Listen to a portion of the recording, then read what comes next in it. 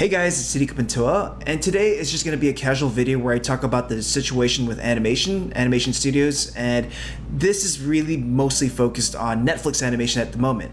Now, if you've been following animation news lately, Netflix has been the biggest culprit of canceling projects or closing entire productions and departments down. And of course, a lot of people who are passionate about animation are pretty upset about this. I myself am pretty upset about this too.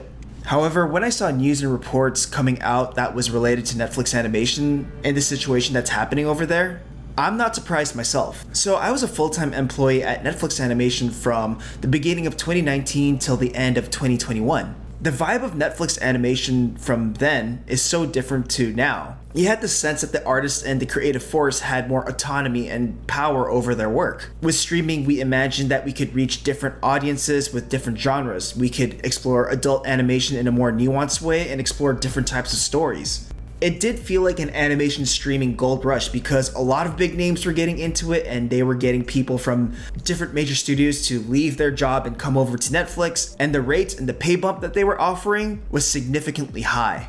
A lot of people wanted to get into Netflix and a lot of people were curious what Netflix was up to. Well, for animation. Not only that, but you get the vibe that producers and the higher ups were kind of hands off with whatever the artists and the creative individuals were doing for Netflix, what kind of productions they were making, what kind of movies and shows they were making. And when I first joined, it really did feel like that, so it really felt like a community. Not only that, each production felt like their own independent production, which is like amazing for me at least. That's the kind of vibe that I like, where, you know, the film that I was in, we had our own little lot, and I got much closer to the people that I worked with because of that environment. Now, it's been a couple of years since I was at Netflix as a full-time artist, and a lot of things have changed, not for the better, unfortunately. Productions being canceled, leadership constantly changing, people leaving the company. Now, I'm just going to talk about what I felt and what I saw and my overall experience with Netflix to sort of maybe understand and come to my own conclusion of why Netflix ended up the way it did.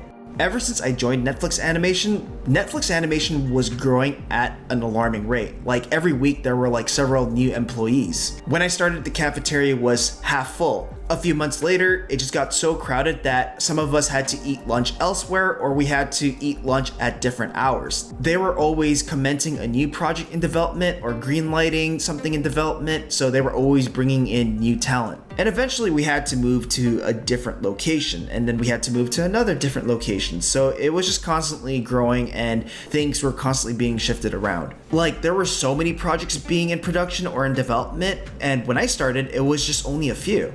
There was a sort of jokey vibe or reputation that Netflix had where if you had an idea and you pitch it to Netflix, it would get greenlit. In some cases, if you were someone big in the industry or you already had a reputation, it was guaranteed that you were going to get your own show or your own movie.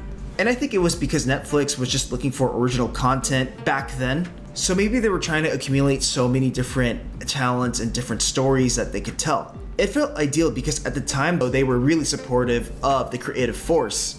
And there was this whole vibe where the higher ups would leave the animation department alone, saying, hey, you know what? We'll give you the resources you need. We'll give you what you want.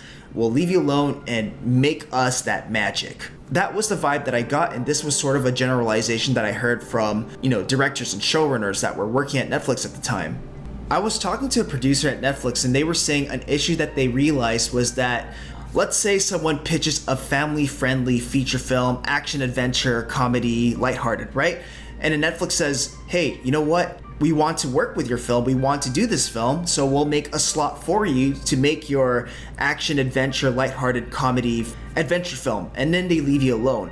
But over time, the show suddenly starts to shift gears. Now it becomes something that they didn't pitch initially. It becomes, let's say, this darker, grimmer, more serious, edgy type of thing. And then Netflix higher ups, they come back, they look at it and say, whoa, hold on a second, this is not what you pitched. So they go back, they go into rewriting, they start reshaping the development so that it goes back to what they initially pitched. And it also doesn't help when you give the creative person way too much freedom because some of those creative people are not decisive at all. Like they won't make a final decision. They'll keep exploring, experimenting. They'll keep changing their minds about stuff. They'll keep rewriting it. And eventually someone will say, okay, this production is just a sinkhole or a waste of resources. Let's cancel it. Or they're just not at that stage to move forward with production. And unfortunately, I've been in projects that were like that. And at the end of the day, you're making a product for a company or a studio. So you need someone to make decisions and to move on, even if that person is not a creative individual. And it's made me realize you can't give full power to the creative people only, because a lot of them are just gonna keep rewriting, keep exploring, keep experimenting, and be stuck in this blue sky stage forever, which of course can be a waste of resources. When I was there, I realized that Netflix was also having some form of identity issue. Like, they didn't really know what kind of films they wanted to make or what kind of brand they were going for. It felt like a very broad scope. But I personally don't think the style or the genre of these productions were an issue. I think more of it was just the leadership of Netflix. Like, they kept changing leadership, and one of the biggest causes of shows being canceled or productions being canceled is because of a change in leadership or a merger with another company. There are intellectual properties at Netflix right now that have been canceled 4 times and have been brought back multiple times, just because they keep finding ways to kill it and keep finding ways to reimagine things, to bring it back but with a different vision. Like, the new leadership will halt or stop a production and maybe greenlight a different, entirely new production just because it's part of their new vision. And I think what also contributed to this issue with identity is that you kept bringing producers and higher ups from different major studios to come to Netflix to work for them full time to sort of form a culture. But the issue with that is sometimes they bring the culture from that said studio that doesn't necessarily work well with Netflix. Like, Netflix felt no different than DreamWorks, or felt no different than Disney, or it felt like a mishmash of all those studios, but at the same time, it was still unclear. So it felt like you had all these different powerful voices leading Netflix animation where there could have been one clear direction. But even with that, that's a tricky situation for Netflix animation to be in, because DreamWorks, Nickelodeon, Cartoon Network, Disney, they all have a brand. You can recognize them and you know what kind of stuff they're going to make and what stuff you're expected to see out of them. So as much as I hate to say this, it kind of makes sense that Netflix will look for other productions outside of Netflix animation or Netflix internal, and look for studios that already have a production, have a brand, and just distribute it on their platform. And I guess the next thing that I do want to talk about is a mismanagement of resources. The more resources and talent you have, the harder it is to manage, especially when the fates and status of other productions are so unclear.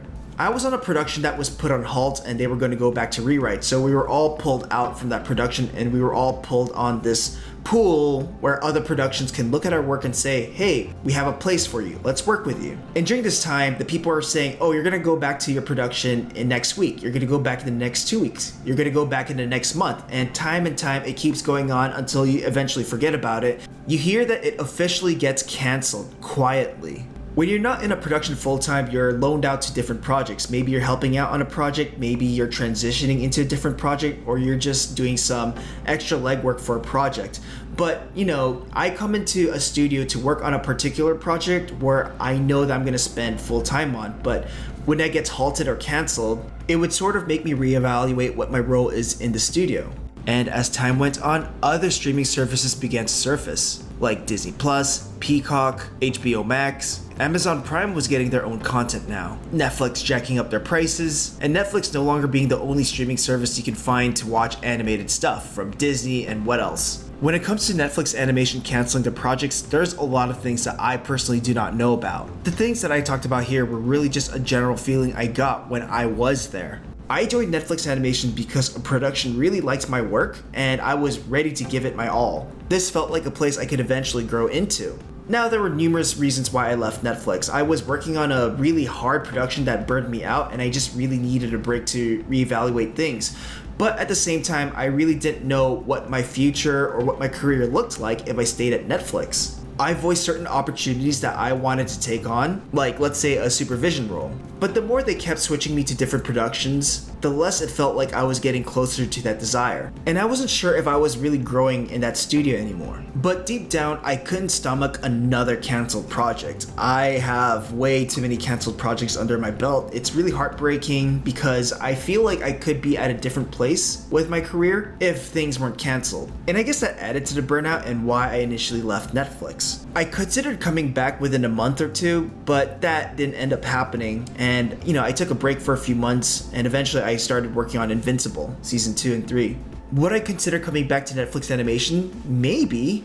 It's a job after all. If the people were great to work with, that's a huge plus. Now, I want to say that this video is not hard fact. This is just coming from my experiences of what I witnessed and how I feel about it, and how it helped me realize my relationship with my craft. I liked working with the people there. Even for the production that was cancelled, I had a really good time and I made some really close friends on that production. One thing that I don't want to end up doing like many others is use an experience like this and say, animation sucks, I want to quit it, I want to leave animation forever.